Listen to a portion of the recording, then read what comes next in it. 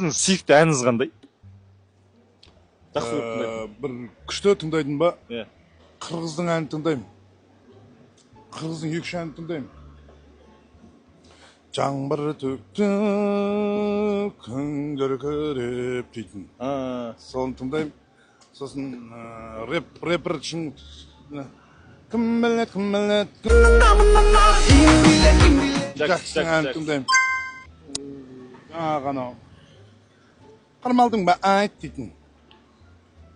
Сосын Тоже Қырғызстан. Тоже Джексон тағы бір әні бар. Жай айтылатын, соны тыңдаймын. Мирас па, Мурас Атабеков? Соны тыңдайсыз ба? Жоқ. Кешкі бішкек. Көп қой бізде. Кешкі бішкек айтады.